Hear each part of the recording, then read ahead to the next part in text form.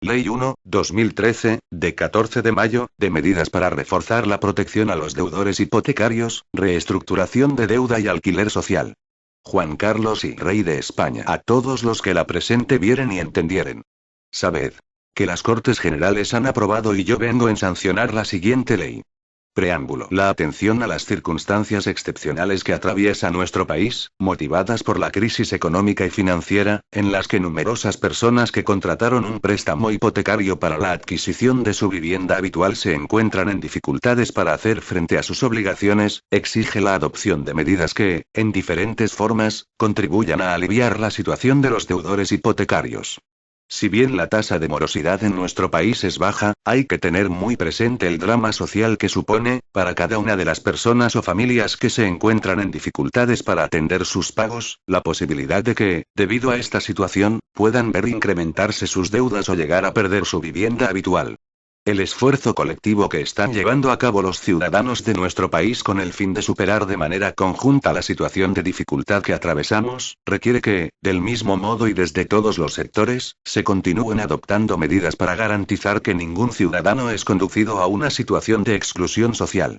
Con este fin, es necesario profundizar en las líneas que se han ido desarrollando en los últimos tiempos, para perfeccionar y reforzar el marco de protección a los deudores que, a causa de tales circunstancias excepcionales, han visto alterada su situación económica o patrimonial y se han encontrado en una situación merecedora de protección.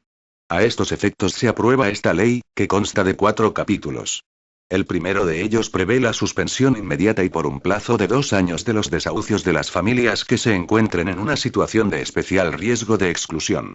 Esta medida, con carácter excepcional y temporal, afectará a cualquier proceso judicial de ejecución hipotecaria o venta extrajudicial por el cual se adjudique al acreedor la vivienda habitual de personas pertenecientes a determinados colectivos. En estos casos, la ley, sin alterar el procedimiento de ejecución hipotecaria, impide que se proceda al lanzamiento que culminaría con el desalojo de las personas. La suspensión de los lanzamientos afectará a las personas que se encuentren dentro de una situación de especial vulnerabilidad. En efecto, para que un deudor hipotecario se encuentre en este ámbito de aplicación será necesario el cumplimiento de 2 tipos de requisitos. De un lado, los colectivos sociales que van a poder acogerse son las familias numerosas, las familias monoparentales con 2 hijos a cargo, las que tienen un menor de 3 años o algún miembro con discapacidad o dependiente, o en las que el deudor hipotecario se encuentre en situación de desempleo y haya agotado las prestaciones sociales o, finalmente, las víctimas de violencia de género. Asimismo, en las familias que se acojan a esta suspensión, los ingresos no podrán superar el límite de 3 veces el indicador público de renta de efectos múltiples. Este límite se eleva respecto de unidades familiares en las que algún miembro sea persona con discapacidad o dependiente o que conviva con personas con discapacidad o dependientes. Además, es necesario que, en los 4 años anteriores al momento de la solicitud, la unidad familiar haya sufrido una alteración significativa de sus circunstancias económicas, en términos de esfuerzo de acceso a la vivienda. La alteración significativa de sus circunstancias económicas se mide en función de la variación de la carga hipotecaria sobre la renta sufrida en los últimos 4 años. Finalmente, la inclusión en el ámbito de aplicación pasa por el cumplimiento de otros requisitos, entre los que se pueden destacar que la cuota hipotecaria resulte superior al 50% de los ingresos netos que perciba el conjunto de los miembros de la unidad familiar, o que se trate de un crédito o préstamo garantizado con hipoteca que recaiga sobre la única vivienda en propiedad del deudor y concedido para la adquisición de la misma.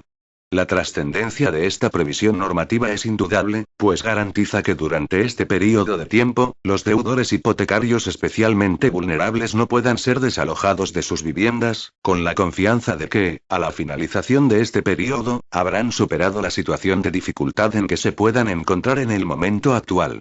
Para estos deudores especialmente vulnerables se prevé además que la deuda que no haya podido ser cubierta con la vivienda habitual no devengue más interés de demora que el resultante de sumar a los intereses remuneratorios un 2% sobre la deuda pendiente.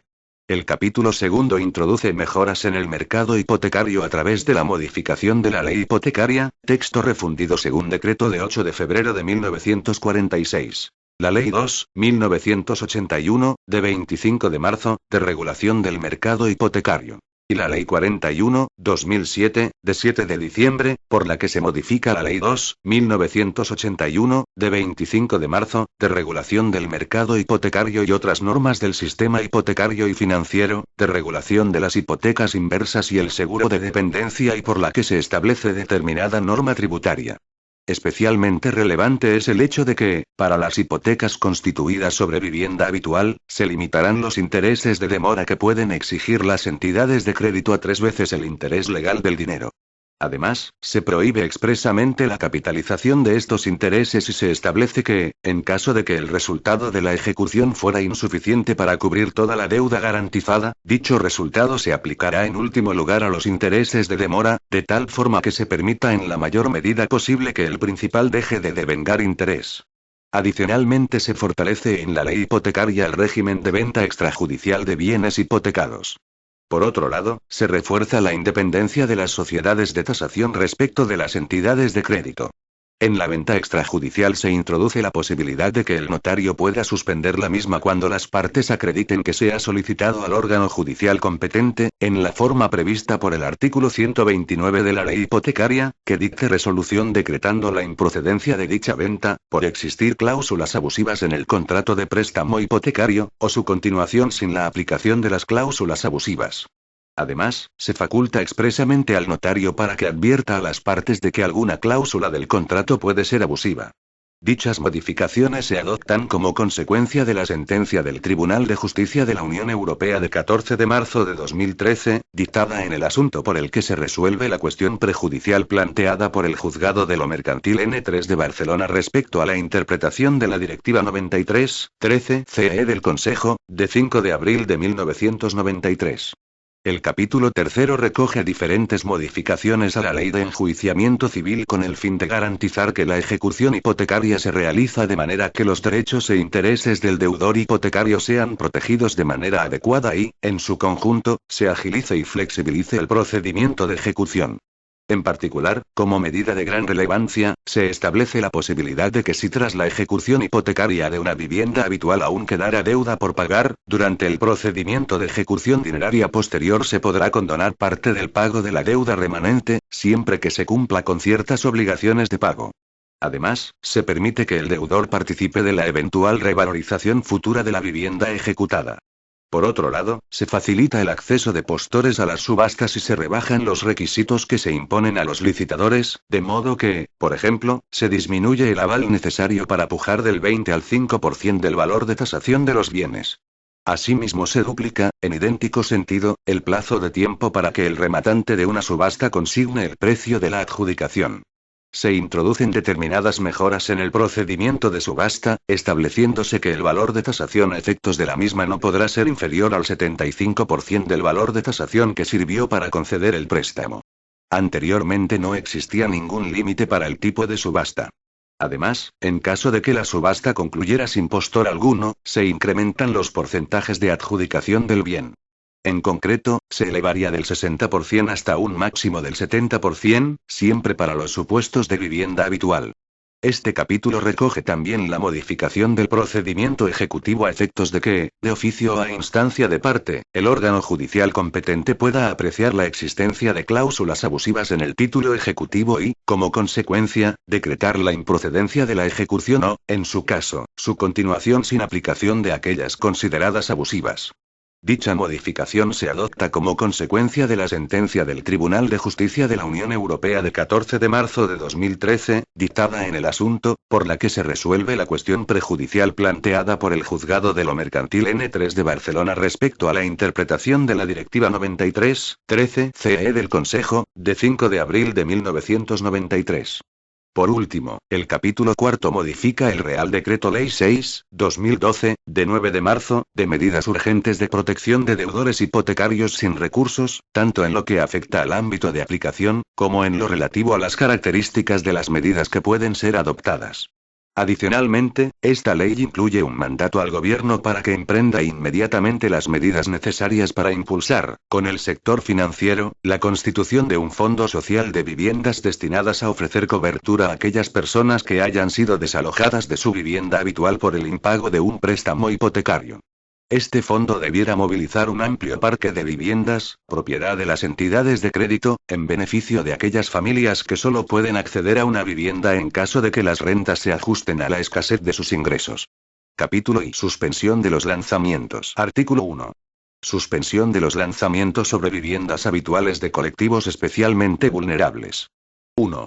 Hasta transcurridos 7 años desde la entrada en vigor de esta ley, no procederá el lanzamiento cuando en un proceso judicial o extrajudicial de ejecución hipotecaria se hubiera adjudicado al acreedor, o a persona que actúe por su cuenta, la vivienda habitual de personas que se encuentren en los supuestos de especial vulnerabilidad y en las circunstancias económicas previstas en este artículo.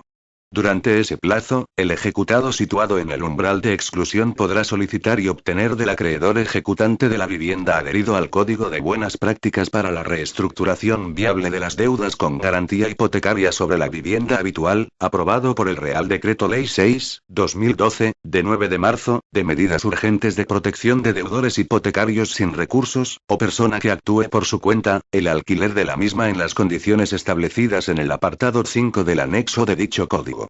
2. Los supuestos de especial vulnerabilidad a los que se refiere el apartado anterior son: A. Familia numerosa, de conformidad con la legislación vigente. B. Unidad familiar monoparental con hijos a cargo. C. Unidad familiar de la que forme parte un menor de edad. D. Unidad familiar en la que alguno de sus miembros tenga reconocido un grado de discapacidad igual o superior al 33%, situación de dependencia o enfermedad que le incapacite acreditadamente de forma permanente para realizar una actividad laboral. E. Unidad familiar en la que el deudor hipotecario se encuentre en situación de desempleo. F. Unidad familiar con la que convivan, en la misma vivienda, una o más personas que estén unidas con el titular de la hipoteca o su cónyuge por vínculo de parentesco hasta el tercer grado de consanguinidad o afinidad, y que se encuentren en situación personal de discapacidad, dependencia, enfermedad grave que les incapacite acreditadamente de forma temporal o permanente para realizar una actividad laboral. G. Unidad familiar en la que exista una víctima de violencia de género. H. El deudor mayor de 60 años. 3.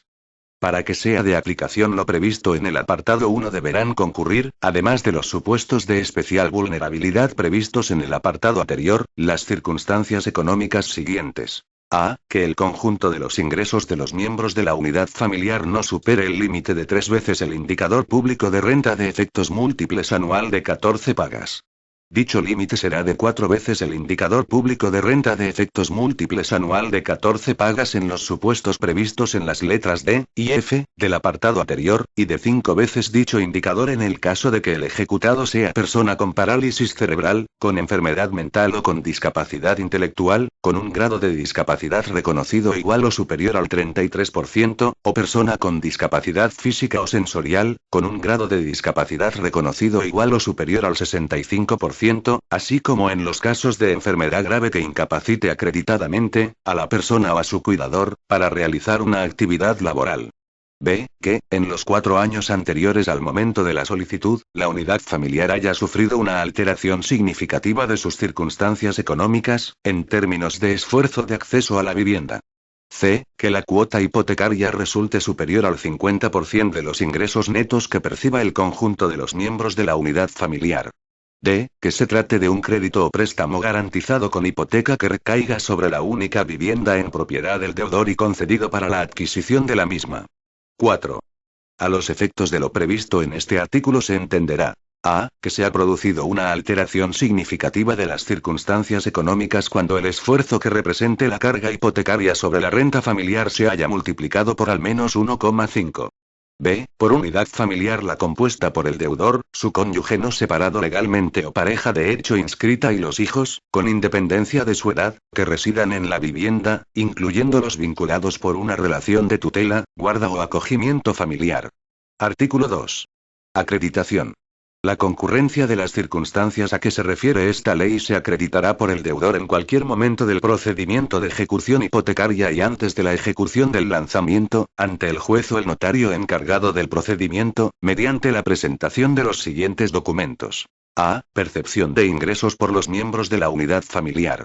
1. Certificado de rentas y, en su caso, certificado relativo a la presentación del impuesto de patrimonio, expedido por la Agencia Estatal de Administración Tributaria con relación a los últimos 4 ejercicios tributarios.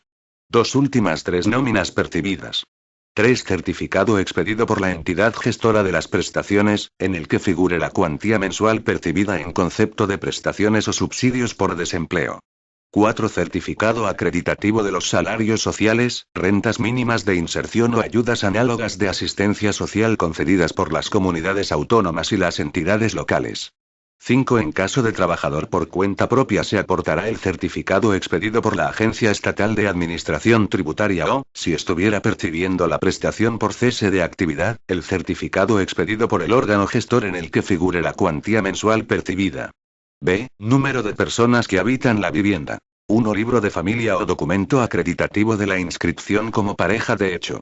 2. Certificado de empadronamiento relativo a las personas empadronadas en la vivienda, con referencia al momento de la presentación de los documentos acreditativos y a los 6 meses anteriores. C. Titularidad de los bienes. 1. Certificados de titularidades expedidos por el registro de la propiedad en relación con cada uno de los miembros de la unidad familiar. 2. Escrituras de compra-venta de la vivienda y de constitución de la garantía hipotecaria y otros documentos justificativos, en su caso, del resto de las garantías reales o personales constituidas, si las hubiere. D. Declaración responsable del deudor o deudores relativa al cumplimiento de los requisitos exigidos para considerarse situado en el ámbito de aplicación de esta ley. Capítulo I. Medidas de mejora del mercado hipotecario. Artículo 3. Modificación de la ley hipotecaria, texto refundido según decreto de 8 de febrero de 1946. La ley hipotecaria, texto refundido según decreto de 8 de febrero de 1946, queda modificada como sigue. 1. Se añade un apartado 3 al artículo 21 que queda redactado del siguiente modo. 1. Los documentos relativos a contratos o actos que deban inscribirse expresarán, por lo menos, todas las circunstancias que necesariamente debe contener la inscripción y sean relativas a las personas de los otorgantes, a las fincas y a los derechos inscritos. 2. Las escrituras públicas relativas a actos o contratos por los que se declaren, constituyan, transmitan, graben, modifiquen o extingan a título oneroso el dominio y los demás derechos reales sobre bienes inmuebles, cuando la contraprestación consistiera, en todo o en parte, en dinero o signo que lo represente, deberán expresar, además de las circunstancias previstas en el apartado anterior, la identificación de los medios de pago empleados por las partes, en los términos previstos en el artículo 24 de la Ley del Notariado, de 28 de mayo de 1862. 3. En las escrituras de préstamo hipotecario sobre vivienda deberá constar el carácter, habitual o no, que pretenda atribuirse a la vivienda que se hipoteque. Se presumirá, salvo prueba en contrario, que en el momento de la ejecución judicial del inmueble es vivienda habitual si así se hiciera constar en la escritura de constitución. 2. Se añade un tercer párrafo al artículo 114 que queda redactado del siguiente modo. Los intereses de demora de préstamos o créditos para la adquisición de vivienda habitual, garantizados con hipotecas constituidas sobre la misma vivienda, no podrán ser superiores a 3 veces el interés legal del dinero y solo podrán devengarse sobre el principal pendiente de pago. Dichos intereses de demora no podrán ser capitalizados en ningún caso, salvo en el supuesto previsto en el artículo 579, 2a, de la Ley de Enjuiciamiento Civil. 3. Se modifica el artículo 129, que queda redactado del siguiente modo. 1. La acción hipotecaria podrá ejercitarse. A. Directamente contra los bienes hipotecados sujetando su ejercicio a lo dispuesto en el título cuarto del libro tercero de la Ley 1/2000, de 7 de enero, de enjuiciamiento civil, con las especialidades que se establecen en su capítulo V. B. O mediante la venta extrajudicial del bien hipotecado, conforme al artículo 1858 del Código Civil, siempre que se hubiera pactado en la escritura de constitución de la hipoteca solo para el caso de falta de pago del capital o de los intereses de la cantidad garantizada. 2. La venta extrajudicial se realizará ante notario y se ajustará a los requisitos y formalidades siguientes. A. El valor en que los interesados tasen la finca para que sirva de tipo en la subasta no podrá ser distinto del que, en su caso, se haya fijado para el procedimiento de ejecución judicial directa, ni podrá en ningún caso ser inferior al 75% del valor señalado en la tasación realizada conforme a lo previsto en la Ley 2/1981, de 25 de marzo, de regulación del mercado hipotecario. B. La estipulación en virtud de la cual los otorgantes pacten la sujeción al procedimiento de venta extrajudicial de la hipoteca deberá constar separadamente de las restantes estipulaciones de la escritura y deberá señalar expresamente el carácter, habitual o no, que pretenda atribuirse a la vivienda que se hipoteque. Se presumirá, salvo prueba en contrario, que en el momento de la venta extrajudicial el inmueble es vivienda habitual si así se hubiera hecho constar en la escritura de constitución. C. La venta extrajudicial solo podrá aplicarse a las hipotecas constituidas en garantía de obligaciones cuya cuantía aparezca inicialmente determinada, de sus intereses ordinarios y de demora liquidados de conformidad con lo previsto en el título y con las limitaciones señaladas en el artículo 114. En el caso de que la cantidad prestada esté inicialmente determinada pero el contrato de préstamo garantizado prevea el reembolso progresivo del capital, a la solicitud de venta extrajudicial deberá acompañarse un documento en el que consten las amortizaciones realizadas y sus fechas, y el documento fehaciente que acredite haberse practicado la liquidación en la forma pactada por las partes en la escritura de constitución de hipoteca. En cualquier caso en que se hubieran pactado intereses variables, a la solicitud de venta extrajudicial, se deberá acompañar el documento fehaciente que acredite haberse practicado la liquidación en la forma pactada por las partes en la escritura de constitución de hipoteca. D. La venta se realizará mediante una sola subasta, de carácter electrónico, que tendrá lugar en el portal de subastas que a tal efecto dispondrá la Agencia Estatal Boletín Oficial del Estado. Los tipos en la subasta y sus condiciones serán, en todo caso, los determinados por la Ley de Enjuiciamiento Civil. En el reglamento hipotecario se determinará la forma y personas a las que deban realizarse las notificaciones, el procedimiento de subasta, las cantidades a consignar para tomar parte en la misma, causas de suspensión, la adjudicación y sus efectos sobre los titulares de derechos o cargas posteriores así como las personas que hayan de otorgar la escritura de venta y sus formas de representación. Cuando el notario considerase que alguna de las cláusulas del préstamo hipotecario que constituya el fundamento de la venta extrajudicial o que hubiese determinado la cantidad exigible pudiera tener carácter abusivo, lo pondrá en conocimiento del deudor, acreedor y en su caso, avalista e hipotecante no deudor, a los efectos oportunos. En todo caso, el notario suspenderá la venta extrajudicial cuando cualquiera de las partes acredite haber planteado ante el juez que sea competente, conforme a lo establecido en el artículo 684 de la Ley de Enjuiciamiento Civil, el carácter abusivo de dichas cláusulas contractuales. La cuestión sobre dicho carácter abusivo se sustanciará por los trámites y con los efectos previstos para la causa de oposición regulada en el apartado 4 del artículo 695.1 de Ley de Enjuiciamiento Civil. Una vez sustanciada la cuestión, y siempre que no se trate de una cláusula abusiva que constituya el fundamento de la ejecución, el notario podrá proseguir la venta extrajudicial a requerimiento del acreedor. Una vez concluido el procedimiento, el notario expedirá certificación acreditativa del precio del remate y de la deuda pendiente por todos los conceptos, con distinción de la correspondiente a principal, a intereses remuneratorios, a intereses de demora y a costas, todo ello con aplicación de las reglas de imputación contenidas en el artículo 654.3 de la Ley de Enjuiciamiento Civil. Cualquier controversia sobre las cantidades pendientes determinadas por el notario será dilucidada por las partes en juicio verbal. La Ley de Enjuiciamiento Civil tendrá carácter supletorio en todo aquello que no se regule en la ley y en el reglamento hipotecario, y en todo caso será de aplicación lo dispuesto en el artículo 579.2 de la Ley de Enjuiciamiento Civil. Artículo 4. Modificación de la Ley 2.1981, de 25 de marzo, de regulación del mercado hipotecario. 1. El artículo 3 queda redactado del siguiente modo. 1. Las sociedades de tasación y los servicios de tasación de las entidades de crédito estarán sometidas a los requisitos de homologación previa, independencia y secreto que se establezcan reglamentariamente. 2. Las sociedades de tasación cuyos ingresos totales deriven, en el período temporal que reglamentariamente se establezca, al menos en un 10% de su relación de negocio con una entidad de crédito o con el conjunto de entidades de crédito de un mismo grupo, deberán, siempre que alguna de esas entidades de crédito haya emitido y tenga en circulación títulos hipotecarios, disponer de mecanismos adecuados para favorecer la independencia de la actividad de tasación y evitar conflictos de interés, especialmente con los directivos o las unidades de la entidad de crédito que, sin competencias específicas en el análisis o la gestión de riesgos, estén relacionados con la concesión o comercialización de créditos o préstamos hipotecarios. Esos mecanismos consistirán al menos en un reglamento interno de conducta que establezca las incompatibilidades de sus directivos y administradores y los demás aspectos que resulten más adecuados para la entidad, atendiendo a su tamaño, tipo de negocio, y demás características. El Banco de España verificará dichos mecanismos y podrá establecer los requisitos mínimos que deban cumplir con carácter general y requerir a las entidades, de manera razonada, para que adopte las medidas adicionales que resulten necesarias para preservar su independencia profesional. La obligación de disponer de esos mecanismos afectará también a los servicios de tasación de las entidades de crédito. Igualmente afectará a aquellas sociedades de tasación en las que ejerzan una influencia significativa, accionistas con intereses específicos en la promoción o comercialización de inmuebles, o en actividades que, a juicio del Banco de España, sean de análoga naturaleza. 3.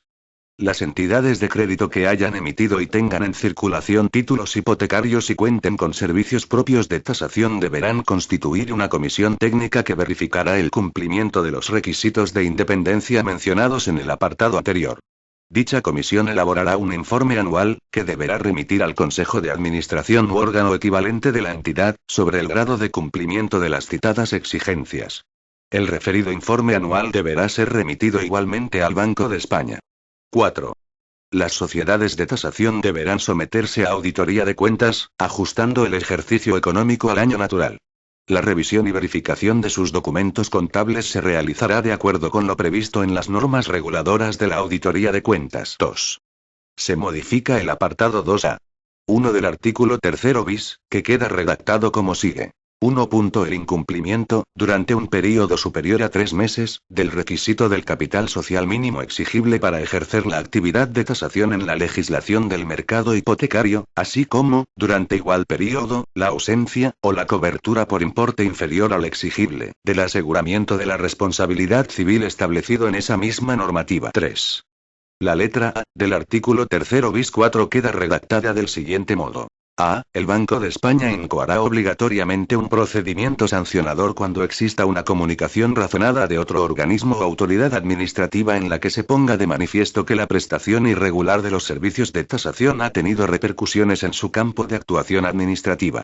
Asimismo, el Consejo de Consumidores y Usuarios podrá solicitar al Banco de España la incoación de un procedimiento sancionador cuando, a su juicio, se ponga de manifiesto la prestación irregular de los servicios de tasación. 4.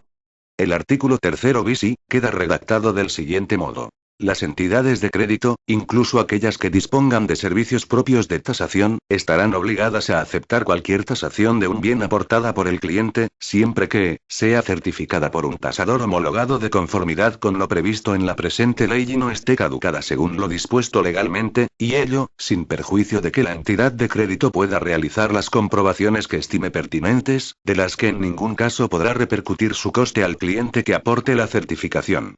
El incumplimiento de esta obligación se entenderá en todo caso como infracción grave o muy grave de la entidad de crédito en los términos de los artículos 5d, o 4e, respectivamente, de la Ley 26.1988, de 29 de julio, de disciplina e intervención de las entidades de crédito, respectivamente. 5. Los apartados 1 y 2 del artículo 3 ter quedan redactados como sigue. 1. Toda persona física o jurídica que pretenda adquirir, directa o indirectamente, una participación significativa en una sociedad de tasación deberá informar previamente de ello al Banco de España. Asimismo, se deberá comunicar al Banco de España, en cuanto tengan conocimiento de ello, las adquisiciones o cesiones de participaciones en su capital que traspasen el nivel señalado en el apartado 2 de este artículo. Queda prohibida la adquisición o mantenimiento por parte de las entidades de crédito, de forma directa o indirecta, de una participación significativa en una sociedad de tasación. Idéntica prohibición de adquisición o mantenimiento de participaciones significativas en una sociedad de tasación se extenderá a todas aquellas personas físicas o jurídicas relacionadas con la comercialización, propiedad, explotación o financiación de bienes tasados por la misma. 2. A los efectos de esta ley se entenderá por participación significativa en una sociedad de tasación aquella que alcance, de forma directa o indirecta, al menos el 10% del capital o de los derechos de voto de la sociedad. También tendrá la consideración de participación significativa aquella que, sin llegar al porcentaje señalado, permita ejercer una influencia notable en la sociedad. 6. El segundo párrafo del artículo 5 queda redactado del siguiente modo. El préstamo o crédito garantizado con esta hipoteca no podrá exceder del 60% del valor de tasación del bien hipotecado. Cuando se financie la construcción, rehabilitación o adquisición de viviendas, el préstamo o crédito podrá alcanzar el 80% del valor de tasación, sin perjuicio de las excepciones que prevé esta ley. El plazo de amortización del préstamo o crédito garantizado, cuando financie la adquisición, construcción o rehabilitación de la vivienda habitual, no podrá exceder de 30 años. 7. Se suprime el tercer párrafo del artículo 5. Artículo 5. Modificación de la Ley 41/2007, de 7 de diciembre, por la que se modifica la Ley 2/1981, de 25 de marzo, de regulación del mercado hipotecario y otras normas del sistema hipotecario y financiero, de regulación de las hipotecas inversas y el seguro de dependencia y por la que se establece determinada norma tributaria. La letra A, del apartado 1 de la disposición adicional primera queda redactada de la siguiente manera. A. Que el solicitante y los beneficiarios que éste pueda designar sean personas de edad igual o superior a los 65 años o afectadas de dependencia o personas a las que se les haya reconocido un grado de discapacidad igual o superior al 33%. Artículo 6. Fortalecimiento de la protección del deudor hipotecario en la comercialización de los préstamos hipotecarios. 1. En la contratación de préstamos hipotecarios a los que se refiere el apartado siguiente se exigirá que la escritura pública incluya, junto a la firma del cliente, una expresión manuscrita, en los términos que determine el Banco de España, por la que el prestatario manifieste que ha sido adecuadamente advertido de los posibles riesgos derivados del contrato. 2. Los contratos que requerirán la citada expresión manuscrita serán aquellos que se suscriban con un prestatario, persona física, en los que la hipoteca recaiga sobre una vivienda o cuya finalidad sea adquirir o conservar derechos de propiedad sobre terrenos o edificios construidos o por construir, en los que concurra alguna de las siguientes circunstancias. A. Que se estipulen limitaciones a la variabilidad del tipo de interés, del tipo de las cláusulas suelo y techo, en los cuales el límite de variabilidad a la baja sea inferior al límite de variabilidad al alza. B. Que lleven asociada la contratación de un instrumento de cobertura del riesgo de tipo de interés, o bien. C. Que se concedan en una o varias divisas. Capítulo I. Mejoras en el procedimiento de ejecución. Artículo 7. Modificación de la Ley 1/2000, de 7 de enero, de enjuiciamiento civil. La Ley 1/2000, de 7 de enero, de enjuiciamiento civil, queda modificada como sigue. 1. Se añade un párrafo al apartado 1 del artículo 552 que queda redactado del siguiente modo. Cuando el tribunal apreciare que alguna de las cláusulas incluidas en un título ejecutivo de los citados en el artículo 557(1) pueda ser calificada como abusiva, dará audiencia por 5 días a las partes. Oídas estas, acordará lo procedente en el plazo de los 5 días siguientes, conforme a lo previsto en el artículo 561(1), 2. Se añade una causa 7 al apartado 1 del artículo 557 que queda redactado del siguiente modo. 7. Que el título contenga cláusulas abusivas. 3. Se añade un punto 3 al apartado 1 del artículo 561, que queda redactado del siguiente modo. 3. Cuando se apreciase el carácter abusivo de una o varias cláusulas, el auto que se dicte determinará las consecuencias de tal carácter, decretando bien la improcedencia de la ejecución, bien despachando la misma sin aplicación de aquellas consideradas abusivas. 4. Se añade un apartado 1 bis al artículo 575 que queda redactado del siguiente modo. 1 bis. En todo caso, en el supuesto de ejecución de vivienda habitual las costas exigibles al deudor ejecutado no podrán superar el 5% de la cantidad que se reclame en la demanda ejecutiva. 5. El artículo 579 queda redactado del siguiente modo. Artículo 579. Ejecución dineraria en casos de bienes especialmente hipotecados o pignorados. 1. Cuando la ejecución se dirija exclusivamente contra bienes hipotecados o pignorados en garantía de una deuda dineraria se estará a lo dispuesto en el capítulo V de este título. Si, subastados los bienes hipotecados o pignorados, su producto fuera insuficiente para cubrir el crédito, el ejecutante podrá pedir el despacho de la ejecución por la cantidad que falte, y contra quienes proceda, y la ejecución proseguirá con arreglo a las normas ordinarias aplicables a toda ejecución. 2. Sin perjuicio de lo previsto en el apartado anterior, en el supuesto de adjudicación de la vivienda habitual hipotecada, si el remate aprobado fuera insuficiente para lograr la completa satisfacción del derecho del ejecutante, la ejecución, que no se suspenderá, por la cantidad que reste, se ajustará a las siguientes especialidades. A. El ejecutado quedará liberado si su responsabilidad queda cubierta, en el plazo de 5 años desde la fecha del decreto de aprobación del remate o adjudicación, por el 65% de la cantidad total que entonces quedara pendiente, incrementada exclusivamente en el interés legal del dinero hasta el momento del pago. Quedará liberado en los mismos términos si, no pudiendo satisfacer el 65% dentro del plazo de 5 años, satisficiera el 80% dentro de los 10 años. De no concurrir las anteriores circunstancias, podrá el acreedor reclamar la totalidad de lo que se le deba según las estipulaciones contractuales y normas que resulten de aplicación. B. En el supuesto de que se hubiera aprobado el remate o la adjudicación en favor del ejecutante o de aquel a quien le hubiera cedido su derecho y estos, o cualquier sociedad de su grupo, dentro del plazo de 10 años desde la aprobación, procedieran a la enajenación de la vivienda, la deuda remanente que corresponda pagar al ejecutado en el momento de la enajenación se verá reducida en un 50% de la plusvalía obtenida en tal venta, para cuyo cálculo se deducirán todos los costes que debidamente acredite el ejecutante. Si en los plazos antes señalados se produce una ejecución dineraria que exceda del importe por el que el deudor podría quedar liberado según las reglas anteriores, se pondrá a su disposición el remanente. El secretario judicial encargado de la ejecución hará constar estas circunstancias en el decreto de adjudicación y ordenará practicar el correspondiente asiento de inscripción en el registro de la propiedad en relación con lo previsto en la letra B, anterior. 6. El artículo 647.1 queda redactado del siguiente modo. Artículo 647. Requisitos para pujar. Ejecutante licitador. 1. Para tomar parte en la subasta los licitadores deberán cumplir los siguientes requisitos. 1. Identificarse de forma suficiente. 2. Declarar que conocen las condiciones generales y particulares de la subasta. 3. Presentar resguardo de que han depositado en la cuenta de depósitos y consignaciones o de que han prestado aval bancario por el 5% del valor de tasación de los bienes.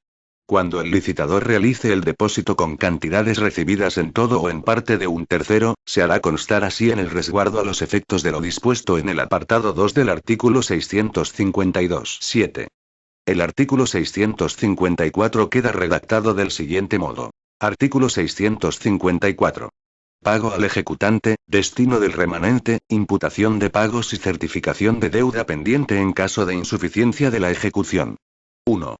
El precio del remate se entregará al ejecutante a cuenta de la cantidad por la que se hubiere despachado ejecución y, si sobrepasare dicha cantidad, se retendrá el remanente a disposición del tribunal, hasta que se efectúe la liquidación de lo que, finalmente, se deba al ejecutante y del importe de las costas de la ejecución. 2.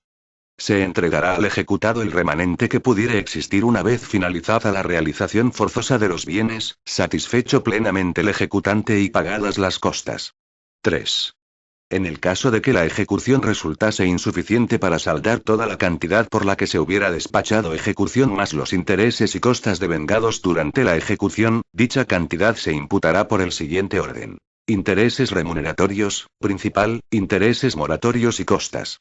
Además, el tribunal expedirá certificación acreditativa del precio del remate, y de la deuda pendiente por todos los conceptos, con distinción de la correspondiente a principal, a intereses remuneratorios, a intereses de demora y a costas. 8. El artículo 668 queda redactado del siguiente modo. Artículo 668. Contenido del anuncio de la subasta. La subasta se anunciará con arreglo a lo previsto en el artículo 646, expresándose en los edictos la identificación de la finca, que se efectuará en forma concisa e incluyendo los datos registrales y la referencia catastral si la tuviera, la situación posesoria si le consta al juzgado, la valoración inicial para la subasta, determinada con arreglo a lo dispuesto en el artículo 666 y los extremos siguientes. 1. Que la certificación registral y, en su caso, la titulación sobre el inmueble o inmuebles que se subastan está de manifiesto en la oficina judicial sede del órgano de la ejecución. 2. Que se entenderá que todo licitador acepta como bastante la titulación existente o que no existan títulos. 3. que las cargas o gravámenes anteriores, si los hubiere, al crédito del actor continuarán subsistentes y que, por el solo hecho de participar en la subasta, el licitador los admite y acepta quedar subrogado en la responsabilidad derivada de aquellos, si el remate se adjudicare a su favor. Asimismo, la subasta se anunciará en el portal de subastas judiciales y electrónicas existentes y dependiente del Ministerio de Justicia. En la publicación del anuncio se hará expresa mención al portal y a la posibilidad de consulta más detallada de los datos. 9. El apartado 1 del artículo 670 queda redactado del siguiente modo. 1. Si la mejor postura fuera igual o superior al 70% del valor por el que el bien hubiere salido a subasta, el secretario judicial responsable de la ejecución, mediante decreto, el mismo día o el día siguiente, aprobará el remate en favor del mejor postor. En el plazo de 40 días, el rematante habrá de consignar en la cuenta de depósitos y consignaciones la diferencia entre lo depositado y el precio total del remate. 10. El artículo 671 queda redactado del siguiente modo. Artículo 671. Subasta sin ningún postor. Si en el acto de la subasta no hubiere ningún postor, podrá el acreedor, en el plazo de 20 días, pedir la adjudicación del bien. Si no se trataré de la vivienda habitual del deudor, el acreedor podrá pedir la adjudicación por el 50% del valor por el que el bien hubiera salido a subasta o por la cantidad que se le deba por todos los conceptos. Si se trataré de la vivienda habitual del deudor, la adjudicación se hará por importe igual al 70% del valor por el que el bien hubiese salido a subasta o si la cantidad que se le deba por todos los conceptos es inferior a ese porcentaje, por el 60%. Se aplicará en todo caso la regla de imputación de pagos contenida en el artículo 654, 3. Cuando el acreedor, en el plazo de 20 días, no hiciere uso de esa facultad, el secretario judicial procederá al alzamiento del embargo, a instancia del ejecutado. 11. El artículo 682 queda redactado del siguiente modo. Artículo 682. Ámbito del presente capítulo. 1. Las normas del presente capítulo solo serán aplicables cuando la ejecución se dirija exclusivamente contra bienes pignorados o hipotecados en garantía de la deuda por la que se proceda. 2. Cuando se persigan bienes hipotecados, las disposiciones del presente capítulo se aplicarán siempre que, además de lo dispuesto en el apartado anterior, se cumplan los requisitos siguientes. 1. Que en la escritura de constitución de la hipoteca se determine el precio en que los interesados tasan la finca o bien hipotecado, para que sirva de tipo en la subasta, que no podrá ser inferior, en ningún caso, al 75% del valor señalado en la tasación realizada conforme a las disposiciones de la Ley 2.1981, de 25 de marzo, de regulación del mercado hipotecario. 2. Que, en la misma escritura, conste un domicilio, que fijará el deudor, para la práctica de los requerimientos y de las notificaciones. En la hipoteca sobre establecimientos mercantiles se tendrá necesariamente por domicilio el local en que estuviere instalado el establecimiento que se hipoteca. 3. El registrador hará constar en la inscripción de la hipoteca las circunstancias a que se refiere el apartado anterior. 12. Se modifica el artículo 691, 2, que pasa a tener la siguiente redacción. 2. La subasta se anunciará, al menos, con 20 días de antelación.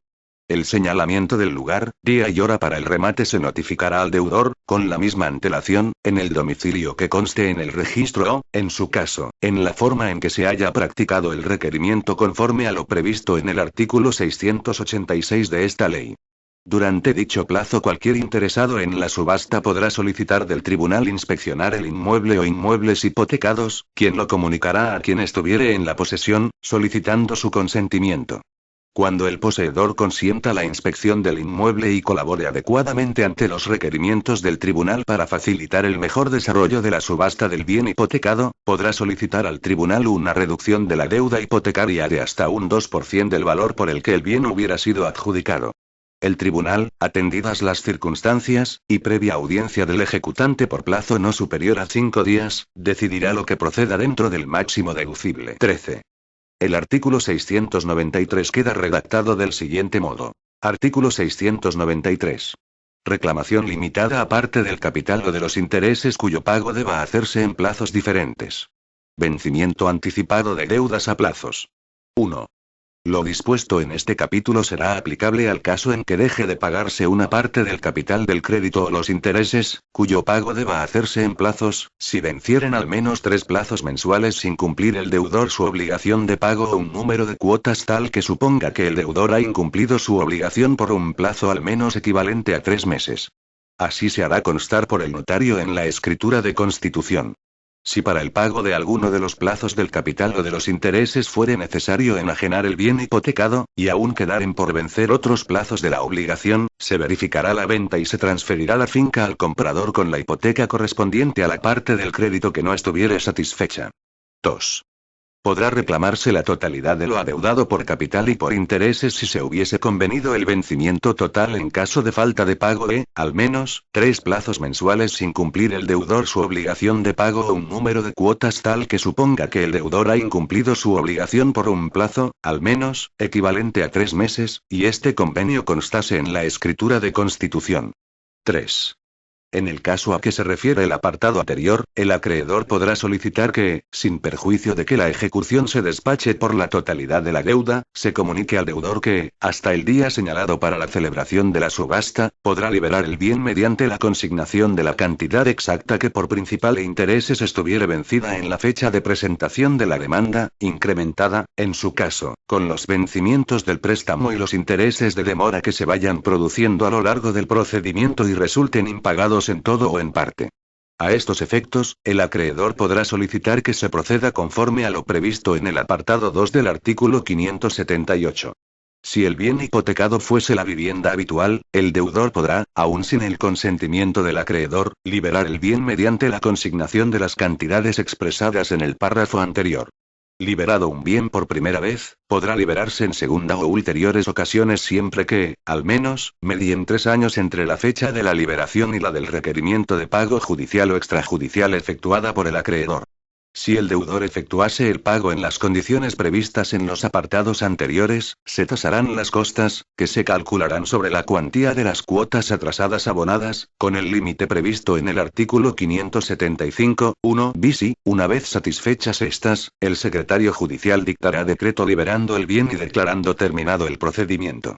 Lo mismo se acordará cuando el pago lo realice un tercero con el consentimiento del ejecutante. 14. El artículo 695 queda redactado del siguiente modo. Artículo 695. Oposición a la ejecución. 1. En los procedimientos a que se refiere este capítulo solo se admitirá la oposición del ejecutado cuando se funde en las siguientes causas. 1. Extinción de la garantía o de la obligación garantizada, siempre que se presente certificación del registro expresiva de la cancelación de la hipoteca o, en su caso, de la prenda sin desplazamiento, o escritura pública de carta de pago o de cancelación de la garantía. 2. Error en la determinación de la cantidad exigible, cuando la deuda garantizada sea el saldo que arroje el cierre de una cuenta entre ejecutante y ejecutado. El ejecutado deberá acompañar su ejemplar de la libreta en la que consten los asientos de la cuenta y solo se admitirá la oposición cuando el saldo que arroje dicha libreta sea distinto del que resulte de la presentada por el ejecutante.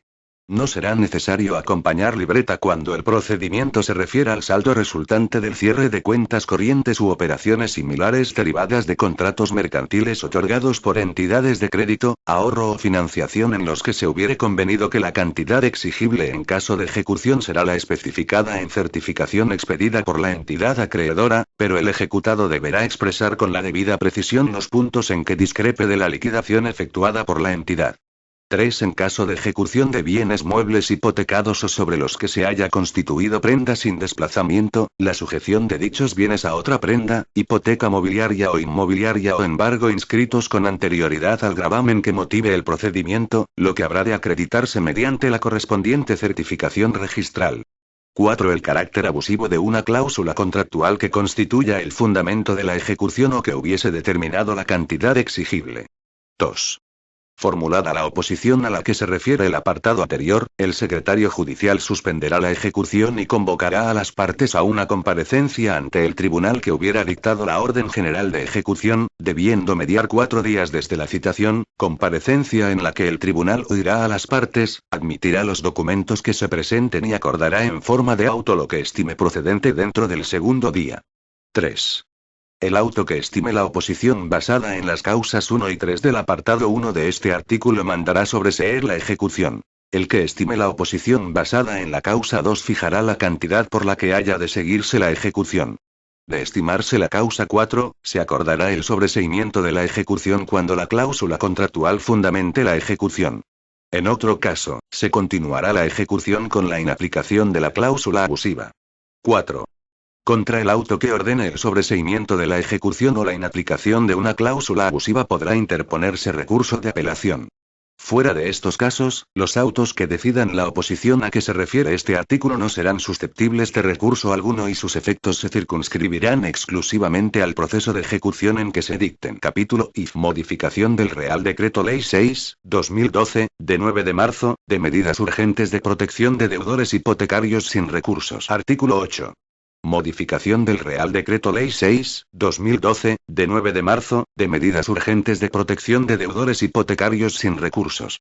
El Real Decreto Ley 6/2012, de 9 de marzo, de medidas urgentes de protección de deudores hipotecarios sin recursos, queda modificado como sigue. 1. El artículo 2 queda redactado del siguiente modo. Las medidas previstas en este Real Decreto Ley se aplicarán a los contratos de préstamo o crédito garantizados con hipoteca inmobiliaria cuyo deudor se encuentre situado en el umbral de exclusión y que estén vigentes a la fecha de su entrada en vigor, con excepción de las contenidas en los artículos 12 y 13, que serán de aplicación general. Las medidas previstas en este Real Decreto Ley se aplicarán igualmente a los avalistas hipotecarios respecto de su vivienda habitual y con las mismas condiciones que las establecidas para el deudor hipotecario. 2. El artículo 3 queda redactado del siguiente modo. 1. Se considerarán situados en el umbral de exclusión aquellos deudores de un crédito o préstamo garantizado con hipoteca sobre su vivienda habitual, cuando concurran en ellos todas las circunstancias siguientes. A. Que el conjunto de los ingresos de los miembros de la unidad familiar no supere el límite de 3 veces el indicador público de renta de efectos múltiples. A estos efectos se entenderá por unidad familiar la compuesta por el deudor, su cónyuge no separado legalmente o pareja de hecho inscrita y los hijos, con independencia de su edad, que residan en la vivienda, incluyendo los vinculados por una relación de tutela, guarda o acogimiento familiar. El límite previsto en el párrafo anterior será de 4 veces el indicador público de renta de efectos múltiples en caso de que alguno de los miembros de la unidad familiar tenga declarada discapacidad superior al 33%, situación de dependencia o enfermedad que le incapacite acreditadamente de forma permanente para realizar una actividad laboral, o de 5 veces dicho indicador, en el caso de que un deudor hipotecario sea persona con parálisis cerebral, con enfermedad mental o con discapacidad intelectual, con un grado de discapacidad reconocido igual o superior al 33%, o persona con discapacidad física o sensorial, con un grado de discapacidad reconocido igual o superior al 65%, así como en los casos de enfermedad grave que incapacite acreditadamente a la persona o a su cuidador, para realizar una actividad laboral. B. Que, en los 4 años anteriores al momento de la solicitud, la unidad familiar haya sufrido una alteración significativa de sus circunstancias económicas, en términos de esfuerzo de acceso a la vivienda, o hayan sobrevenido en dicho período circunstancias familiares de especial vulnerabilidad. A estos efectos se entenderá que se ha producido una alteración significativa de las circunstancias económicas cuando el esfuerzo que represente la carga hipotecaria sobre la renta familiar se haya multiplicado por al menos 1,5. Salvo que la entidad acredite que la carga hipotecaria en el momento de la concesión del préstamo era igual o superior a la carga hipotecaria en el momento de la solicitud de la aplicación del Código de Buenas Prácticas. Asimismo, se entiende que se encuentran en una circunstancia familiar de especial vulnerabilidad. 1. La familia numerosa, de conformidad con la legislación vigente. 2. La unidad familiar monoparental con 2 hijos a cargo. 3. La unidad familiar en la que alguno de sus miembros tenga declarada discapacidad superior al 33%, situación de dependencia o enfermedad que le incapacite de forma permanente, de forma acreditada, para realizar una actividad laboral. 4. La unidad familiar de la que forme parte un menor de 3 años. C. Que la cuota hipotecaria resulte superior al 50% de los ingresos netos que perciba el conjunto de los miembros de la unidad familiar. Dicho porcentaje será del 40% cuando alguno de dichos miembros sea una persona en la que concurren las circunstancias previstas en el segundo párrafo del apartado A.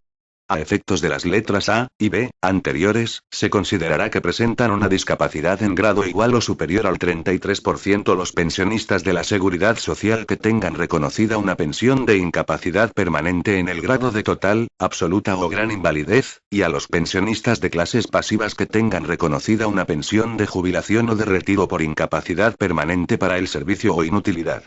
2. Para la aplicación de las medidas complementarias y sustitutivas de la ejecución hipotecaria a que se refieren los apartados 2 y 3 del anexo, será además preciso que se cumplan los siguientes requisitos. A. Que el conjunto de los miembros de la unidad familiar carezca de cualesquiera otros bienes o derechos patrimoniales suficientes con los que hacer frente a la deuda. B. Que se trate de un crédito o préstamo garantizado con hipoteca que recaiga sobre la única vivienda en propiedad del deudor o deudores y concedido para la adquisición de la misma. C. Que se trate de un crédito o préstamo que carezca de otras garantías, reales o personales o, en el caso de existir estas últimas, que carezca de otros bienes o derechos patrimoniales suficientes con los que hacer frente a la deuda.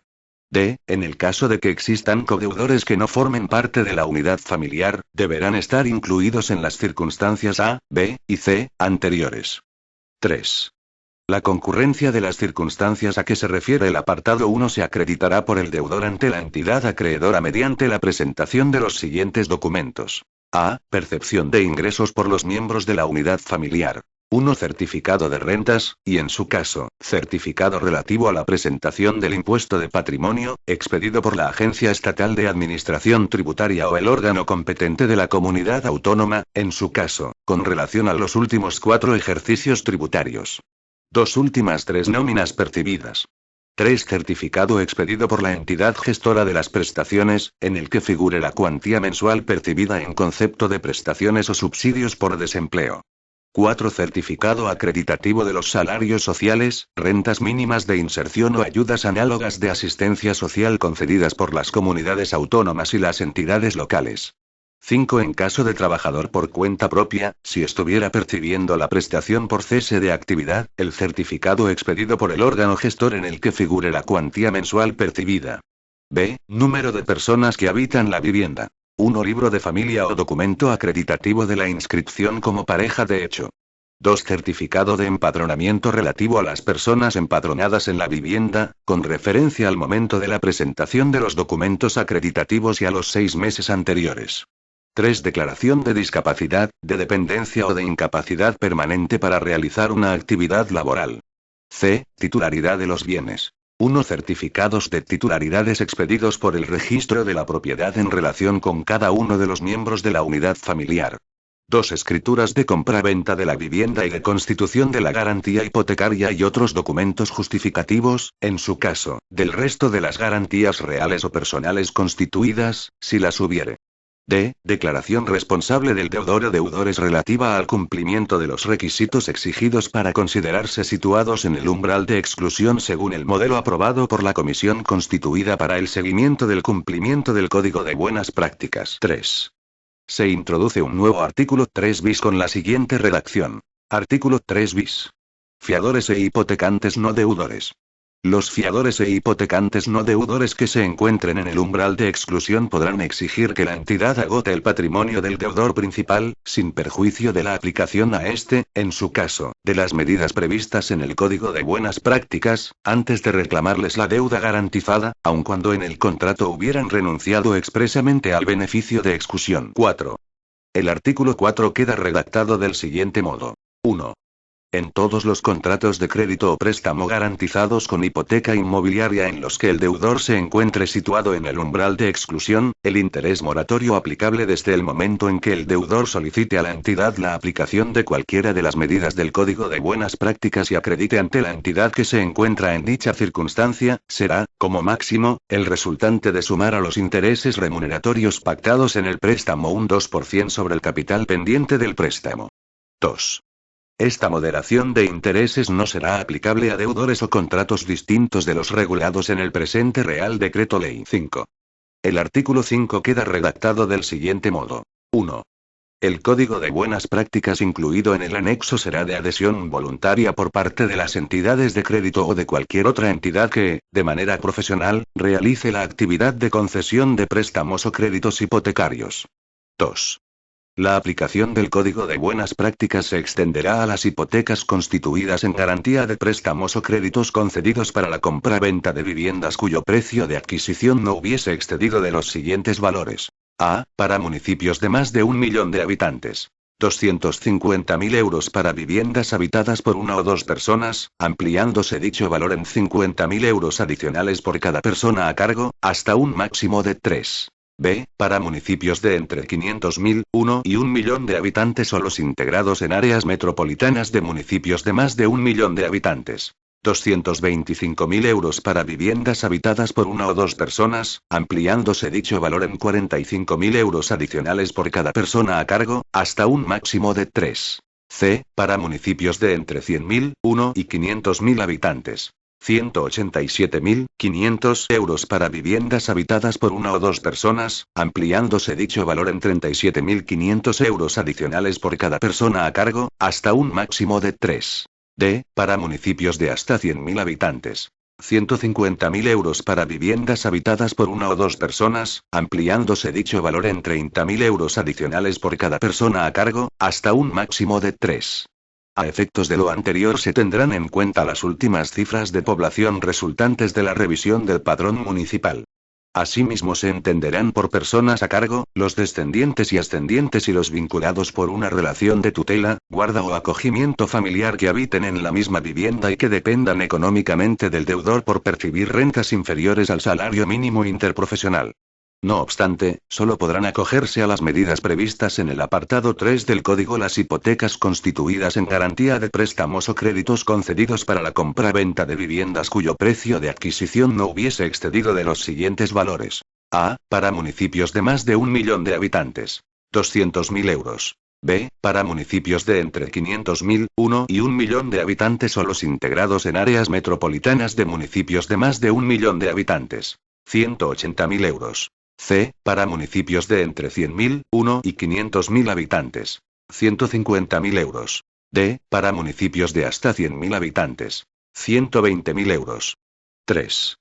Las entidades comunicarán su adhesión a la Secretaría General del Tesoro y Política Financiera. En los primeros 10 días de los meses de enero, abril, julio y octubre, el secretario de Estado de Economía y Apoyo a la Empresa, mediante resolución, ordenará la publicación del listado de entidades adheridas en la sede electrónica de la Secretaría General del Tesoro y Política Financiera y en el Boletín Oficial del Estado. 4. Desde la adhesión de la entidad de crédito, y una vez que se produzca la acreditación por parte del deudor de que se encuentra situado dentro del umbral de exclusión, serán de obligada aplicación las previsiones del Código de Buenas Prácticas. Sin perjuicio de lo anterior, cualquiera de las partes podrá compeler a la otra a la formalización en escritura pública de la novación del contrato resultante de la aplicación de las previsiones contenidas en el Código de Buenas Prácticas. Los costes de dicha formalización correrán a cargo de la parte que la solicite. 5. La novación del contrato tendrá los efectos previstos en el artículo 4.3 de la Ley 2.1994, de 30 de marzo, sobre subrogación y modificación de préstamos hipotecarios, con respecto a los préstamos y créditos novados. 6. La adhesión de la entidad se entenderá producida por un plazo de 2 años, prorrogable automáticamente por períodos anuales, salvo denuncia expresa de la entidad adherida, notificada a la Secretaría General del Tesoro y Política Financiera con una antelación mínima de 3 meses. 7. El contenido del Código de Buenas Prácticas resultará de aplicación exclusiva a las entidades adheridas, deudores y contratos a los que se refiere este Real Decreto Ley. No procederá, por tanto, la extensión de su aplicación, con carácter normativo o interpretativo, a ningún otro ámbito. 8. Sin perjuicio de lo dispuesto en el apartado anterior, las entidades adheridas podrán con carácter puramente potestativo aplicar las previsiones del Código de Buenas Prácticas a deudores distintos de los comprendidos en el artículo 3 y podrán, en todo caso, en la aplicación del Código, mejorar las previsiones contenidas en el mismo. 9. Las entidades adheridas al Código de Buenas Prácticas habrán de informar adecuadamente a sus clientes sobre la posibilidad de acogerse a lo dispuesto en el Código. Esta información habrá de facilitarse especialmente en su red comercial de oficinas. En particular, las entidades adheridas deberán comunicar por escrito la existencia de este código, con una descripción concreta de su contenido, y la posibilidad de acogerse a él para aquellos clientes que hayan incumplido el pago de alguna cuota hipotecaria o manifiesten, de cualquier manera, dificultades en el pago de su deuda hipotecaria. 6. El artículo 6 queda redactado del siguiente modo. 1. El cumplimiento del Código de Buenas Prácticas por parte de las entidades adheridas será supervisado por una comisión de control constituida al efecto. 2.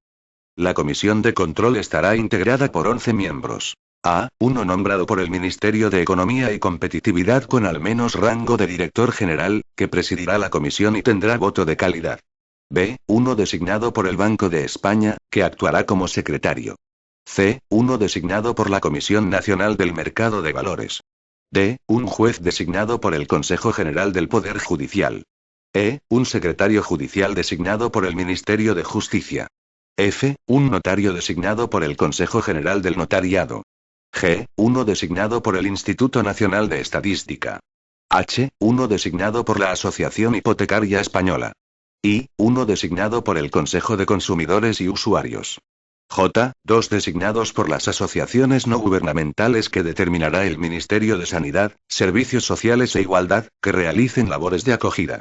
La comisión de control determinará sus normas de funcionamiento y se reunirá cada vez que sea convocada por su presidente, por propia iniciativa o a instancia de 4 de sus miembros. Estará, asimismo, facultada para establecer su propio régimen de convocatorias. 3. Para la válida constitución de la comisión a efectos de la celebración de sesiones, deliberaciones y adopción de decisiones, será necesaria la asistencia de, al menos, 5 de sus miembros, siempre que entre ellos figure el presidente. Sus acuerdos se adoptarán por mayoría de sus miembros. 4. La comisión de control recibirá y evaluará la información que, en relación con los apartados 5 y 6, le traslade el Banco de España y publicará semestralmente un informe en el que evalúe el grado de cumplimiento del Código de Buenas Prácticas. Este informe deberá remitirse a la Comisión de Economía y Competitividad del Congreso de los Diputados. Asimismo, corresponderá a esta comisión la elaboración del modelo normalizado de declaración responsable a que se refiere la letra E, del artículo 3.3. 5. Las entidades adheridas remitirán al Banco de España, con carácter mensual, la información que les requiera la comisión de control. Esta información incluirá, en todo caso, a. El número, volumen y características de las operaciones solicitadas, ejecutadas y denegadas en aplicación del Código de Buenas Prácticas, con el desglose que se considere adecuado para valorar el funcionamiento del Código. B. Información relativa a los procedimientos de ejecución hipotecaria sobre viviendas de personas físicas. C. Información relativa a las prácticas que lleven a cabo las entidades en relación con el tratamiento de la deuda hipotecaria vinculada a la vivienda de las personas físicas. D. Las reclamaciones tramitadas conforme a lo previsto en el apartado siguiente. La comisión de control podrá igualmente requerir a las entidades adheridas cualquier otra información que considere apropiada en relación con la protección de deudores hipotecarios. 6. Podrán formularse ante el Banco de España las reclamaciones derivadas del presunto incumplimiento por las entidades de crédito del Código de Buenas Prácticas, las cuales recibirán el mismo tratamiento que las demás reclamaciones cuya tramitación y resolución corresponde al citado Banco de España. 7. La comisión podrá analizar y elevar al Gobierno propuestas relativas a la protección de los deudores hipotecarios. 7. Se introduce un nuevo capítulo sexto con la siguiente redacción. Capítulo B. Régimen sancionador. Artículo 15. Régimen sancionador. Lo previsto en los apartados 4 y 9 del artículo 5, y en el artículo 6.5 tendrá la condición de normativa de ordenación y disciplina, conforme a lo previsto en la Ley 26.1988, de 29 de julio, sobre disciplina e intervención de las entidades de crédito, y el incumplimiento de las obligaciones que derivan de los mismos se considerará infracción grave, que se sancionará de acuerdo con lo establecido en dicha ley. 8. El anexo queda redactado del siguiente modo.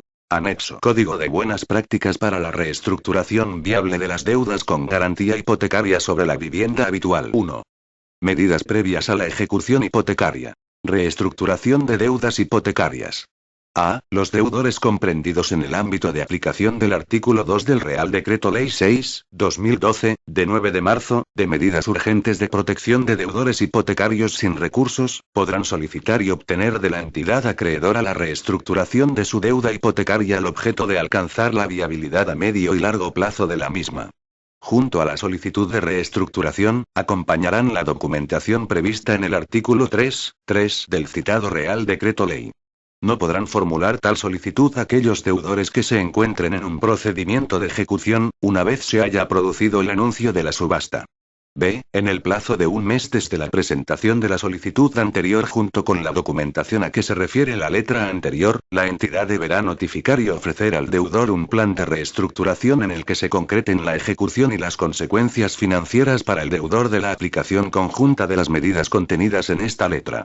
Sin perjuicio de lo anterior, el deudor podrá presentar en todo momento a la entidad una propuesta de plan de reestructuración, que deberá ser analizada por la entidad, quien, en caso de rechazo, deberá comunicar al deudor los motivos en que se fundamente. Y carencia en la amortización de capital de 5 años.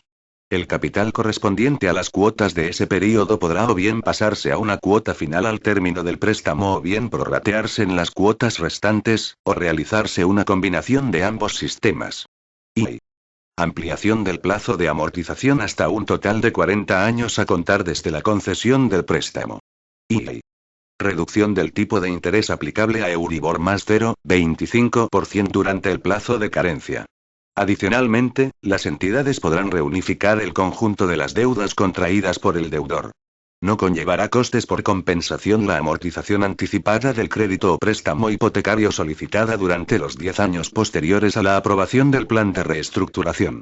C. En el plan de reestructuración la entidad advertirá, en su caso, del carácter inviable del plan conforme al criterio previsto en el apartado siguiente o que, de resultar dicho plan inviable, se podrán solicitar las medidas complementarias previstas en el siguiente apartado. 2. Medidas complementarias. A. Los deudores para los que el plan de reestructuración previsto en el apartado anterior resulte inviable dada su situación económico-financiera, podrán solicitar una quita en el capital pendiente de amortización en los términos previstos en este apartado, que la entidad tendrá facultad para aceptar o rechazar en el plazo de un mes a contar desde la acreditación de la inviabilidad del plan de reestructuración. A estos efectos, se entenderá por plan de reestructuración inviable aquel que establezca una cuota hipotecaria mensual superior al 50% de los ingresos que perciban conjuntamente todos los miembros de la unidad familiar. B. Al objeto de determinar la quita, la entidad empleará alguno de los siguientes métodos de cálculo y notificará, en todo caso, los resultados obtenidos al deudor, con independencia de que la primera decida o no conceder dicha quita. Y reducción en un 25%. Y reducción equivalente a la diferencia entre capital amortizado y el que guarde con el total del capital prestado la misma proporción que el número de cuotas satisfechas por el deudor sobre el total de las debidas. Y reducción equivalente a la mitad de la diferencia existente entre el valor actual de la vivienda y el valor que resulte de sustraer al valor inicial de tasación 2 veces la diferencia con el préstamo concedido, siempre que el primero resulte inferior al segundo. C. Esta medida también podrá ser solicitada por aquellos deudores que se encuentren en un procedimiento de ejecución hipotecaria en el que ya se haya producido el anuncio de la subasta. Asimismo podrá serlo por aquellos deudores que, estando incluidos en el umbral de exclusión al que se refiere el Real Decreto Ley 6/2012, de 9 de marzo, de medidas urgentes de protección de deudores hipotecarios sin recursos, no han podido optar a la dación en pago por presentar la vivienda a cargas posteriores a la hipoteca. 3. Medidas sustitutivas de la ejecución hipotecaria. Dación en pago de la vivienda habitual. A. En el plazo de 12 meses desde la solicitud de la reestructuración, los deudores comprendidos en el ámbito de aplicación del artículo 2 del Real Decreto Ley 6/2012, de 9 de marzo, de medidas urgentes de protección de deudores hipotecarios sin recursos, para los que la reestructuración y las medidas complementarias, en su caso, no resulten viables conforme a lo establecido en el apartado 2, podrán solicitar la dación en pago de su vivienda habitual en los términos previstos en este apartado. En estos casos la entidad estará obligada a aceptar la entrega del bien hipotecado por parte del deudor, a la propia entidad o tercero que ésta designe, quedando definitivamente cancelada la deuda. B. La dación en pago supondrá la cancelación total de la deuda garantizada con hipoteca y de las responsabilidades personales del deudor y de terceros frente a la entidad por razón de la misma deuda. C. El deudor, si así lo solicitara en el momento de pedir la dación en pago, podrá permanecer durante un plazo de 2 años en la vivienda en concepto de arrendatario, satisfaciendo una renta anual del 3% del importe total de la deuda en el momento de la dación. Durante dicho plazo el impago de la renta devengará un interés de demora del 10%. D. Las entidades podrán pactar con los deudores la cesión de una parte de la plusvalía generada por la enajenación de la vivienda, en contraprestación por la colaboración que éste pueda prestar en dicha transmisión. Esta medida no será aplicable en los supuestos que se encuentren en procedimiento de ejecución en los que ya se haya anunciado la subasta, o en los que la vivienda esté gravada con cargas posteriores. 4. Publicidad del Código de Buenas Prácticas. Las entidades garantizarán la máxima difusión del contenido del Código de Buenas Prácticas, en particular, entre sus clientes. Disposición adicional primera. Fondo Social de Viviendas. 1. Se encomienda al Gobierno que promueva con el sector financiero la constitución de un Fondo Social de Viviendas propiedad de las entidades de crédito, destinadas a ofrecer cobertura a aquellas personas que hayan sido desalojadas de su vivienda habitual por el impago de un préstamo hipotecario cuando concurran las circunstancias previstas en el artículo 1 de esta ley. Este Fondo Social de Viviendas tendrá por objetivo facilitar el acceso a estas personas a contratos de arrendamiento con rentas asumibles en función de los ingresos que perciban. 2. El ámbito de cobertura del Fondo Social de Viviendas se podrá ampliar a personas que se encuentren en circunstancias de vulnerabilidad social distintas a las previstas en el artículo 1 de esta ley. 3. Un 5% de las viviendas que integren el fondo se podrá destinar a personas que, siendo propietarias de su vivienda habitual y reuniendo las circunstancias previstas en los apartados anteriores, hayan sido desalojadas por impago de préstamos no hipotecarios. Disposición adicional segunda. Informe del Banco de España sobre la independencia de las sociedades de tasación. En el plazo de 3 meses desde la aprobación de esta ley, el Banco de España remitirá al Gobierno un informe en el que se analicen las posibles medidas a impulsar para, en aras de garantizar la estabilidad financiera y el correcto funcionamiento del mercado hipotecario, se fortalezca la independencia en el ejercicio de la actividad de las sociedades de tasación y la calidad de sus valoraciones de bienes inmuebles. Disposición adicional tercera. Publicación por el Banco de España de la Guía de Acceso al Préstamo Hipotecario. En el plazo de 2 meses desde la aprobación de esta ley, el Banco de España publicará la Guía de Acceso al Préstamo Hipotecario a la que se refiere el artículo 20 de la Orden EA/2899/2011, de 28 de octubre, de Transparencia y Protección del Cliente de Servicios Bancarios. Disposición adicional cuarta. Exención de devolución de ayudas y beneficios fiscales. A los beneficiarios de ayudas estatales para la adquisición de viviendas acogidas a financiación estatal protegida, no se les exigirá la autorización administrativa ni el reintegro a la Administración General del Estado de las ayudas recibidas ni de las exenciones o bonificaciones tributarias otorgadas cuando la vivienda protegida sea objeto de dación en pago al acreedor o a cualquier sociedad de su grupo o de transmisión mediante procedimiento de ejecución hipotecaria o venta extrajudicial. Tampoco se exigirá a los adquirentes de viviendas acogidas a financiación estatal de protección oficial la devolución de las ayudas otorgadas siempre que, como consecuencia de reestructuraciones o quitas de deudas hipotecarias realizadas al amparo del Real Decreto Ley 6/2012, de 9 de marzo, de medidas urgentes de protección a deudores hipotecarios sin recursos, se modifiquen las condiciones de los préstamos regulados en los distintos planes estatales de vivienda aun cuando estos se conviertan en préstamos libres. Las previsiones contenidas en esta disposición adicional no implicarán la modificación del régimen jurídico de calificación de la vivienda ni el resto de condiciones aplicables a la misma. Disposición transitoria primera. Procedimientos en curso. Esta ley será de aplicación a los procesos judiciales o extrajudiciales de ejecución hipotecaria que se hubieran iniciado a la entrada en vigor de la misma, en los que no se hubiese ejecutado el lanzamiento. Disposición transitoria segunda. Intereses de demora de hipotecas constituidas sobre vivienda habitual. La limitación de los intereses de demora de hipotecas constituidas sobre vivienda habitual prevista en el artículo 3 apartado 2 será de aplicación a las hipotecas constituidas con posterioridad a la entrada en vigor de esta ley. Asimismo, dicha limitación será de aplicación a los intereses de demora previstos en los préstamos con garantía de hipoteca sobre vivienda habitual, constituidos antes de la entrada en vigor de la ley, que se devenguen con posterioridad a la misma, así como a los que habiéndose devengado en dicha fecha no hubieran sido satisfechos. En los procedimientos de ejecución o venta extrajudicial iniciados y no concluidos a la entrada en vigor de esta ley, y en los que se haya fijado ya la cantidad por la que se solicita que se despache ejecución o la venta extrajudicial, el secretario judicial o el notario dará al ejecutante un plazo de 10 días para que recalcule aquella cantidad conforme a lo dispuesto en el apartado anterior. Disposición transitoria tercera. Régimen de participaciones significativas en una sociedad de tasación. Las entidades de crédito, así como las personas físicas o jurídicas relacionadas con la comercialización, propiedad, explotación o financiación de bienes tasados por aquellas, deberán reducir sus participaciones en las sociedades de tasación en cumplimiento de lo previsto en el artículo 3 ter de la Ley 2.1981, de 25 de marzo, de regulación del mercado hipotecario, en el plazo máximo de 1 año desde la entrada en vigor de esta ley. Disposición transitoria cuarta. Régimen transitorio en los procesos de ejecución. 1. Las modificaciones de la Ley 1/2000, de 7 de enero, de enjuiciamiento civil, introducidas por la presente ley serán de aplicación a los procesos de ejecución iniciados a su entrada en vigor, únicamente respecto a aquellas actuaciones ejecutivas pendientes de realizar. 2.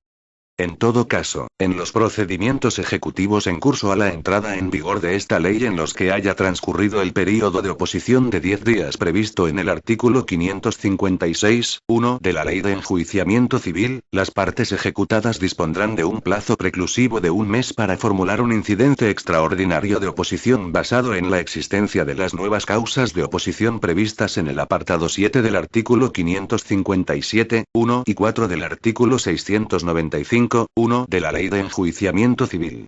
El plazo preclusivo de 1 mes se computará desde el día siguiente a la entrada en vigor de esta ley y la formulación de las partes del incidente de oposición tendrá como efecto la suspensión del curso del proceso hasta la resolución del incidente, conforme a lo previsto en los artículos 558 y siguientes y 695 de la Ley de Enjuiciamiento Civil. Esta disposición transitoria se aplicará a todo procedimiento ejecutivo que no haya culminado con la puesta en posesión del inmueble al adquirente conforme a lo previsto en el artículo 675 de la Ley de Enjuiciamiento Civil. 3.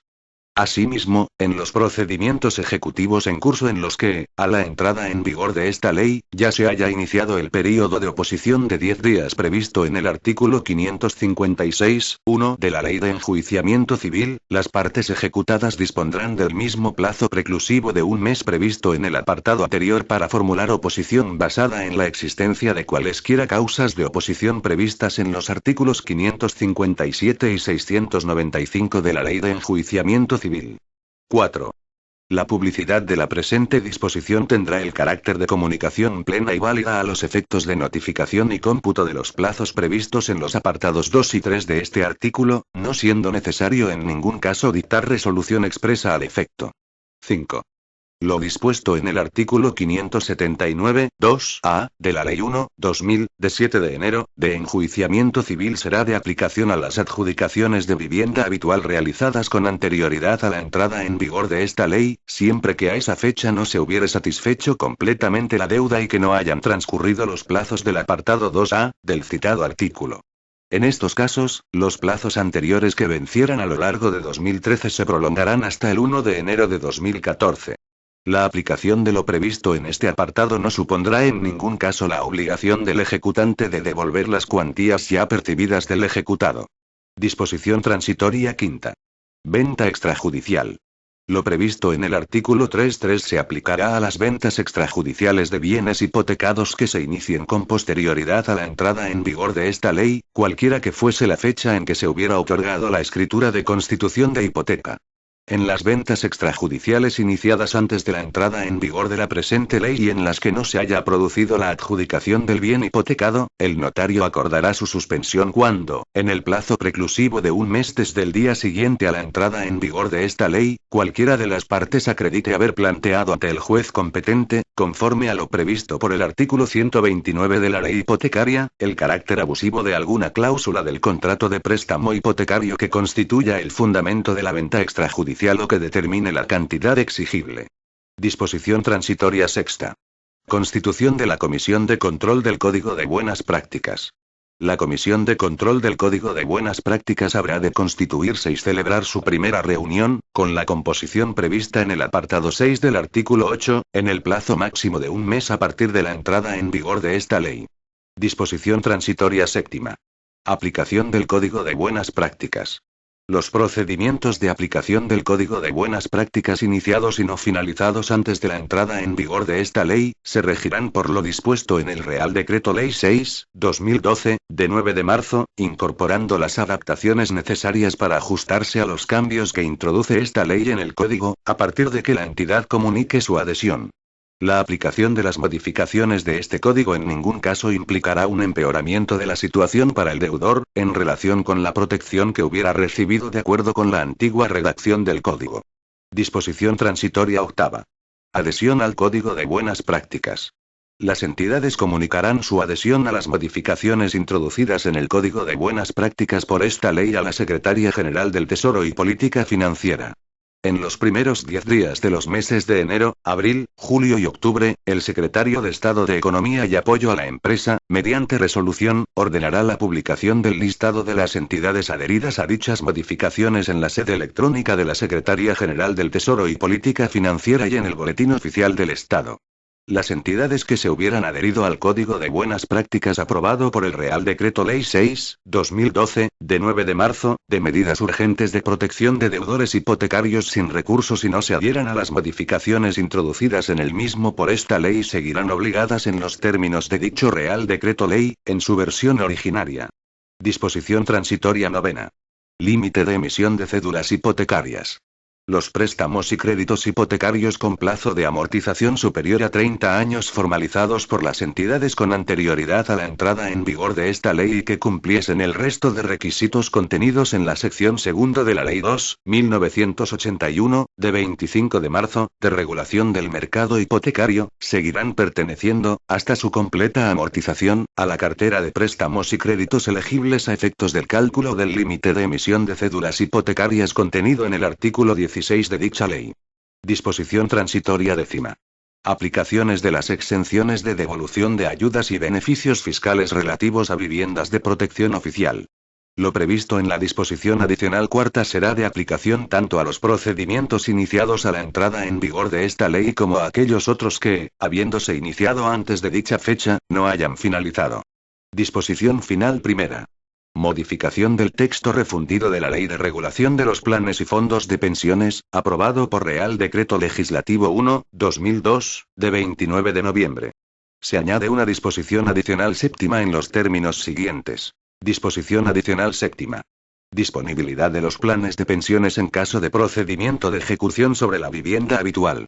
Durante el plazo de 2 años desde la entrada en vigor de la Ley 1/2013, de medidas para reforzar la protección a los deudores hipotecarios, reestructuración de deuda y alquiler social, excepcionalmente, los partícipes de los planes de pensiones podrán hacer efectivos sus derechos consolidados en el supuesto de procedimiento de ejecución sobre la vivienda habitual del partícipe. Reglamentariamente podrán regularse las condiciones y términos en que podrán hacerse efectivos los derechos consolidados en dicho supuesto, debiendo concurrir al menos los siguientes requisitos. A. Que el partícipe se halle incurso en un procedimiento de ejecución forzosa judicial, administrativa o venta extrajudicial para el cumplimiento de obligaciones, en el que se haya acordado proceder a la enajenación de su vivienda habitual. B. Que el partícipe no disponga de otros bienes, derechos o rentas en cuantía suficiente para satisfacer la totalidad de la deuda objeto de la ejecución y evitar la enajenación de la vivienda.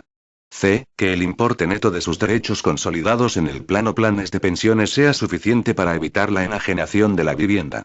El reembolso de derechos consolidados se hará efectivo a solicitud del partícipe, en un pago único en la cuantía necesaria para evitar la enajenación de la vivienda, sujetándose al régimen fiscal establecido para las prestaciones de los planes de pensiones. El reembolso deberá efectuarse dentro del plazo máximo de 7 días hábiles desde que el partícipe presente la documentación acreditativa correspondiente. El Gobierno, a propuesta del Ministro de Economía y Competitividad, podrá ampliar el plazo previsto en esta disposición para solicitar el cobro de los planes de pensiones en caso de procedimiento de ejecución sobre la vivienda habitual o establecer nuevos periodos a tal efecto, teniendo en cuenta las necesidades de renta disponible ante la situación de endeudamiento derivada de las circunstancias de la economía. Lo dispuesto en esta disposición será igualmente aplicable a los asegurados de los planes de previsión asegurados, planes de previsión social empresarial y mutualidades de previsión social a que se refiere el artículo 51 de la Ley 35/2006, de 28 de noviembre, del impuesto sobre la renta de las personas físicas, y en general a los seguros colectivos que instrumentan compromisos por pensiones en los que se haya transmitido a los asegurados la titularidad de los derechos derivados de las primas pagadas por la empresa así como respecto a los derechos correspondientes a primas pagadas por aquellos. Disposición final segunda. Modificación del texto refundido de la Ley de Ordenación y Supervisión de los Seguros Privados, aprobado por el Real Decreto Legislativo 6/2004, de 29 de octubre.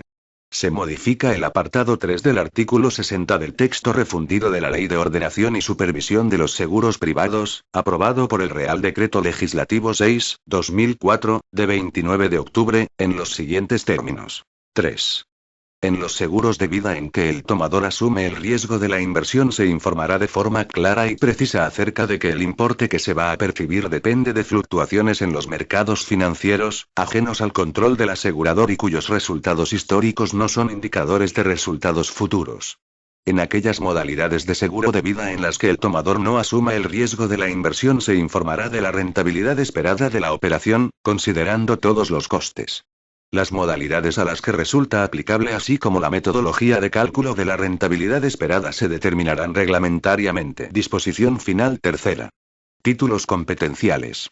Esta ley se aprueba al amparo de lo dispuesto en las reglas 6, 8, 11, 13 y 14 del artículo 149(1) de la Constitución española, que atribuyen al Estado la competencia exclusiva sobre legislación mercantil y procesal, legislación civil, bases de la ordenación del crédito, banca y seguros, bases y coordinación de la planificación general de la actividad económica y hacienda general y deuda del Estado, respectivamente.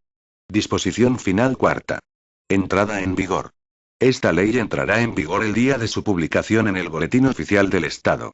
Por tanto, mando a todos los españoles, particulares y autoridades, que guarden y hagan guardar esta ley. Madrid, 14 de mayo de 2013. Juan Carlos R. El presidente del Gobierno, Mariano Rajoy Brey. Este documento es de carácter informativo y no tiene valor jurídico.